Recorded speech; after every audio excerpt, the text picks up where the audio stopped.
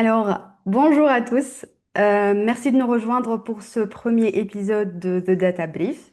Je suis Khouloud, Head of Marketing chez Ilmetrix Group, et je suis accompagnée de Thomas, cofondateur du groupe, qui va animer la session d'aujourd'hui.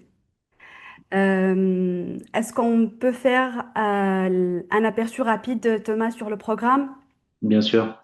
On va couvrir ce programme en 25 minutes aujourd'hui. On va commencer par comprendre pourquoi cet enjeu est devenu critique maintenant, l'enjeu de la qualité de la donnée. Euh, Ensuite, on posera une définition claire de la qualité de la donnée avant de regarder la réalité terrain par classe d'actifs. On parlera aussi de l'impact business concret et de la différence entre l'approche classique et l'approche HM Data. Et on terminera par vos questions. Thomas, c'est à toi. Merci beaucoup et merci pour votre présence. Effectivement, premier épisode des Data Briefs. Donc, l'idée, c'est d'avoir tous les mois un moment assez compact, d'une vingtaine de minutes pour parler d'un sujet. Le premier sujet, c'est évidemment, le sujet fondateur, sur la qualité de la donnée. L'idée, c'est d'avoir également une discussion assez pratique sur tout ça et de faire en sorte de pouvoir avoir un échange. Donc, n'hésitez pas à poser toutes les questions que vous voulez dans le chat. Et puis, évidemment, à la fin de la session, mon email, celui de Rollout seront disponibles si vous avez des questions additionnelles, évidemment.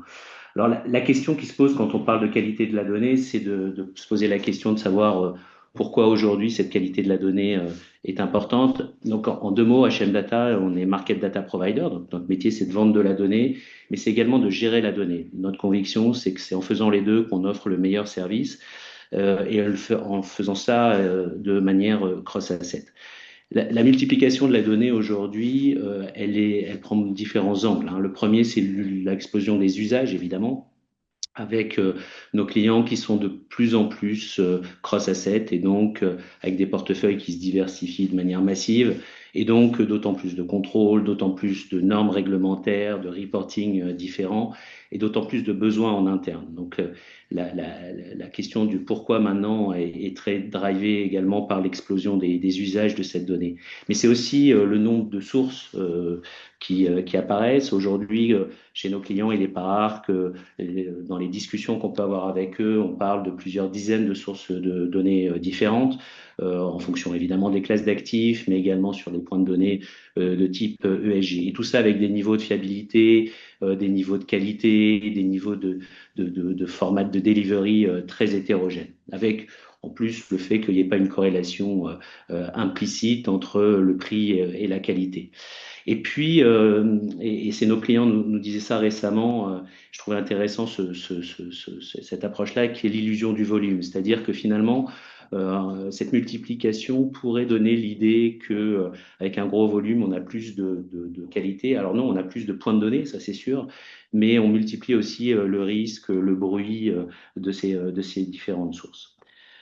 Si on rentre un peu dans le détail par classe d'actifs, et on voulait avec Roulou de rendre cette discussion la plus pratique possible, si on rentre sur les différentes classes d'actifs, notamment sur une vue fond, au PC, avec une vue d'abord gestion et puis ensuite une vue distribution, bah, de quoi on parle? On parle effectivement, dans la partie gestion de ces fonds, bah, de multiplication des réceptacles, data mart, data lake, des gouvernances qui s'organisent pour le bien d'ailleurs de nos clients, mais du coup des référentiels qui sont de plus en plus complexes sur les instruments, mais aussi sur les émetteurs, des points de données ESG qui se multiplient, et évidemment la question du look-through qui se pose à chacun d'entre vous.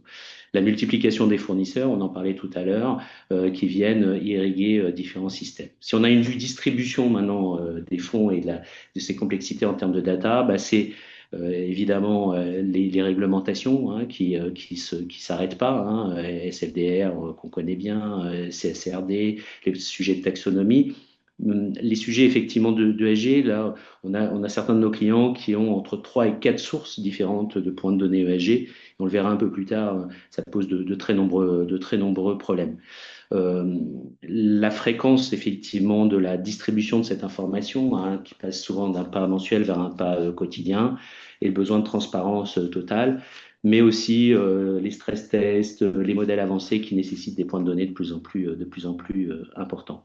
Sur d'autres classes d'actifs, c'est les mêmes sujets, produits structurés, où on a aussi certains de nos clients qui nous utilisent, même problématique, avec des instruments qui sont par nature complexes à gérer, avec des données qui sont pas standardisées, des payoffs complexes, souvent mal documentés, et donc des clients qui ont besoin qu'on gère pour eux, et c'est vraiment le service qu'on leur propose, le cycle de vie du produit en récupérant la donnée, en la contrôlant et en prenant, grâce au mandat qu'on signe avec eux, l'information chez leur structureur.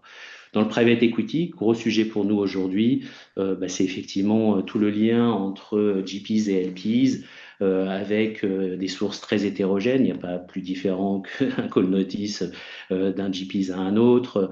L'absence de standardisation, des points de données qui sont fondus dans des documentations très hétérogènes. Évidemment derrière la nécessité de réconcilier tout ça, ce qui implique une charge très massive chez nos clients, avec effectivement des tâches qui se répètent tous les mois, tous les trimestres chez eux.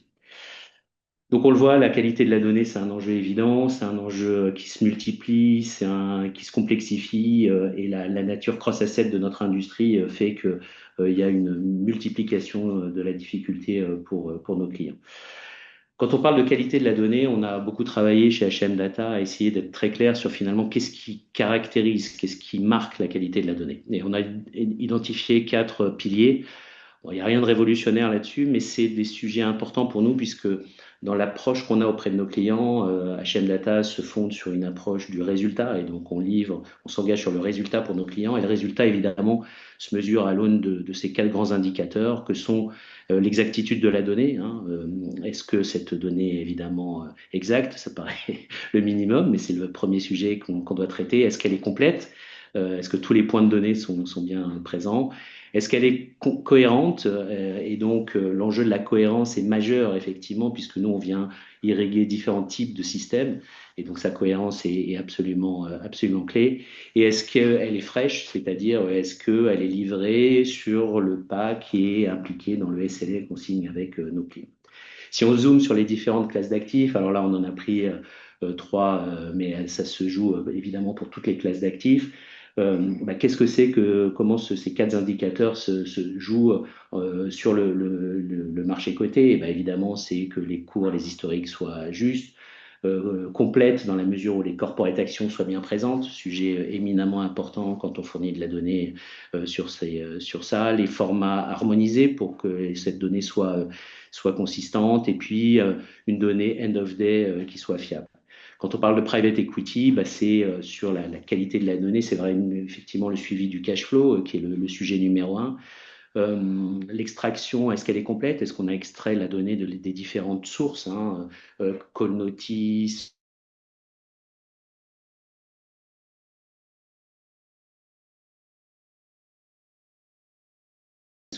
qu'on parle d'un fonds US ou d'un fonds Europe, donc avec des types de waterfall différents, donc avec des types de contrôles différents. Et donc évidemment, c'est des choses qu'on regarde de très près.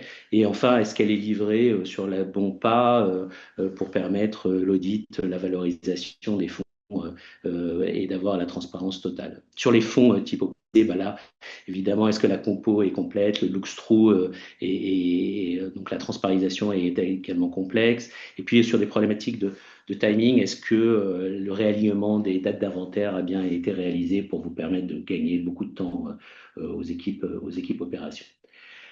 La réalité, effectivement, chez nos clients, et c'est souvent d'ailleurs cette réalité qui fait qu'on débute des discussions avec nos clients qui sont autant d'ailleurs des asset managers, des wealth managers, et puis on a des discussions avec des asset serviceurs également en ce moment, des GPs, des LPs, enfin on travaille avec vraiment l'ensemble du monde du buy side aujourd'hui.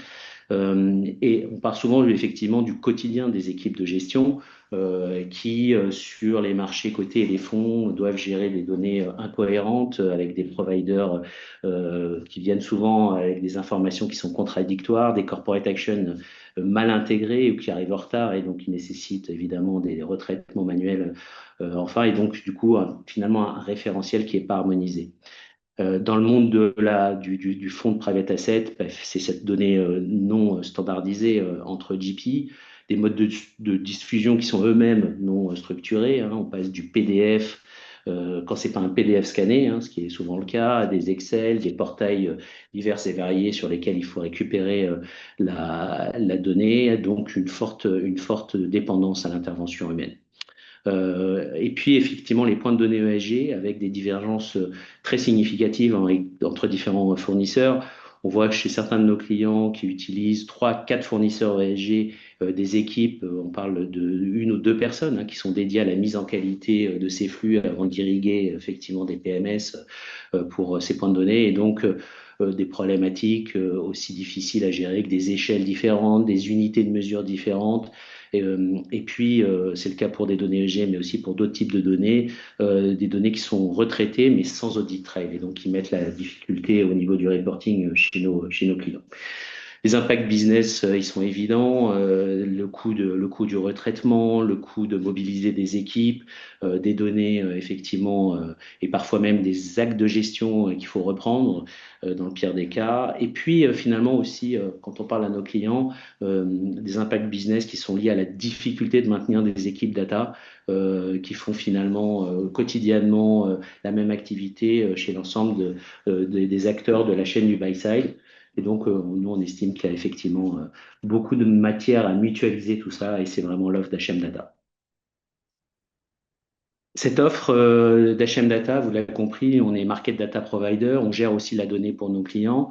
Et ce qui a été évident pour nous quand on a démarré le développement de l'offre, hein, qui a commencé il y a 1 an et demi, sachant que la commercialisation date de 7 mois, ce qui a été évident pour nous, c'est de changer un peu le modèle. Et on a un modèle classique hein, dans ce monde de la data qui est finalement un engagement de moyens. Le fait qu'aujourd'hui, les opérateurs qui sont d'ailleurs majoritairement nord-américains, peu d'opérateurs européens, proposent un engagement de moyens finalement en déportant le travail chez leurs clients. On a pris une option complètement inverse, hein. L'approche d'HM Data, c'est que effectivement, on s'oblige à une obligation de résultat et on signe avec chacun de nos clients un SLA où on définit sur les piliers que j'évoquais tout à l'heure le niveau de qualité attendu et c'est l'inducteur de la facturation, donc dans une approche vraiment gagnant-gagnant. L'autre particularité, effectivement, de notre approche, c'est de dire qu'il faut, pour avoir la meilleure qualité, pouvoir gérer toutes les assets classes. Et aujourd'hui, l'offre d'HM Data est par nature cross-asset. Alors, on est fournisseur de data sur certaines classes d'actifs, on en a évoqué certaines aujourd'hui. On redistribue également la donnée sur des bonds ou des equity, mais on gère également les abonnements pour nos clients. Et donc, c'est en multipliant effectivement tout ce travail, hein, fournir de la donnée, redistribuer de la donnée et gérer des abonnements qu'on arrive à avoir une approche de qualité et un flux harmonisé pour nos clients. Et ça, c'est vraiment ce qu'attendent les acteurs du buy-side aujourd'hui. Pour faire tout ça, on a développé effectivement une plateforme. On l'a développée sur les dernières technologies, ce qui a été une grande chance, évidemment, au moment de créer l'offre. Donc cette plateforme qui est aujourd'hui connectée à tous les asset managers dans lequel on récupère effectivement l'ensemble des données sur les fonds, mais à toutes les classes d'actifs possibles, collecte, normalise, réconcilie, enrichit au sens de calcul, hein, on fait évidemment du calcul, et assure la distribution aval de cette donnée. HM Data fait partie du groupe Ilmetrix qui a été fondé par l'ancienne équipe dirigeante de Cantalis et donc j'ai la chance de travailler avec des gens qui font ça depuis 20 ans et donc il y a une énorme expertise dans l'équipe autour de tous ces sujets-là. Et dans le service qu'on rend à nos clients, bah, c'est effectivement de leur livrer des flux normalisés. Notre métier, c'est pas de vente de services, mais vraiment de souscrire, que nos clients souscrivent à un abonnement et on les livre dans un format qui est le bon format pour venir nourrir tout leur système downstream de gestion, de risque, de reporting, avec une donnée dont on a vu qu'elle est passée à travers toutes les fourches codines de leur mise en qualité et sur lesquelles on prend un engagement de SLA. Pour tout ça, on donne évidemment l'accès à nos clients à des dashboards, hein, des cockpits de suivi. Évidemment, fournir un service nécessite que ce service soit suivi et nos clients peuvent accéder en temps réel à l'ensemble des contrôles de qualité, à l'ensemble du SLA qu'on a mis en œuvre avec eux, peuvent communiquer avec nos équipes data en temps réel et donc on offre évidemment toute la transparence autour de tout ça. En conclusion, et pour conclure ce premier épisode de nos Data Briefs, bah, évidemment, la qualité de la donnée est un sujet essentiel. Savoir la mesurer est évidemment clé. Et donc, l'équipe de HM Data a mis en place ces indicateurs pour la mesurer. C'est un enjeu stratégique, c'est pas tellement un enjeu technique. En tout cas, ça l'est de moins en moins. Et elle impacte évidemment toutes vos décisions. Avoir effectivement un partenaire sur lequel on peut s'appuyer pour garder chez soi une couche d'oversight, mais pas une couche de mise en qualité, nous semble être vraiment un moment important dans notre monde du buy-side. Cette donnée, elle est évidemment cross-asset, hein, donc les données et les problèmes existent partout. Notre métier, c'est de gérer ces problèmes, de les régler, et donc avoir une vision fragmentée est sûrement plus difficile. Une vision cross-asset est certainement ce qui est attendu par le marché. Et puis, et c'est sans doute un point déterminant, hein, un changement de modèle est sûrement nécessaire. On verra dans nos prochains data briefs qu'est-ce que ça veut dire par classe d'actifs, cet engagement ASLM, et c'est effectivement le passage d'une obligation de moyens à une obligation de résultat qui nous semble être le bon moyen de partager la valeur auprès de nos clients. Voilà, se termine ici notre premier épisode qui se voulait être le plus compact possible. Et je suis évidemment à votre disposition pour prendre les questions. Pas d'obligation. Nos emails sont également disponibles si vous avez des questions à poser en parallèle. Mais laissons-nous 2 minutes peut-être si vous avez des questions à poser.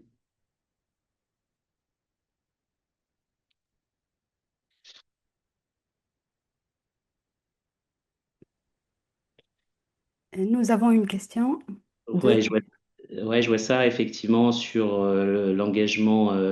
Effectivement, bonne question. On met en place un SLA donc avec un niveau d'engagement, hein, Patrick, qui nous permet de définir avec chacun de nos clients qu'est-ce qui est attendu. En fait, ce SLA, il est pas unique pour tous nos clients. Il est vraiment dépendant de ce qu'on fait avec eux.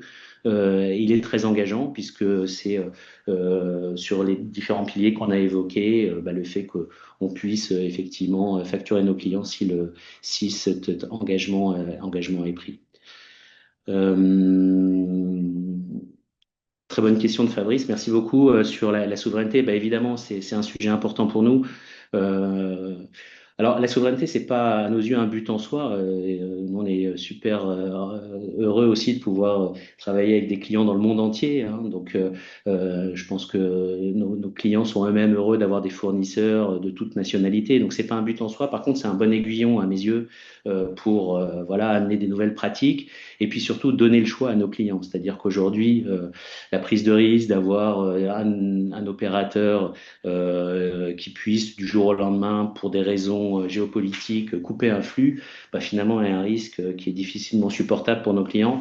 Et donc d'avoir effectivement un opérateur qui soit pas dans la même juridiction, qui ait ses racines européennes, en l'occurrence on est une société française qui gère ses données d'une manière souveraine, bah, peut être effectivement une manière de régler le risque, en tout cas d'avoir un plan B par rapport à d'autres fournisseurs. Autre question sur les fonds de private assets, ça m'étonne pas qu'on ait plusieurs questions là-dessus puisque c'est vraiment une grosse actualité pour HM Data. Donc effectivement, la collecte se fait de deux manières. Finalement, soit nos clients ont eux-mêmes un data warehouse dans lequel ils ont stocké l'ensemble des documents de leurs GPs, hein, et donc là, on vient se connecter à cette base de données. Soit on signe pour chacun de nos clients un mandat qui nous donne l'autorisation de pouvoir nous connecter à leurs propres GPs.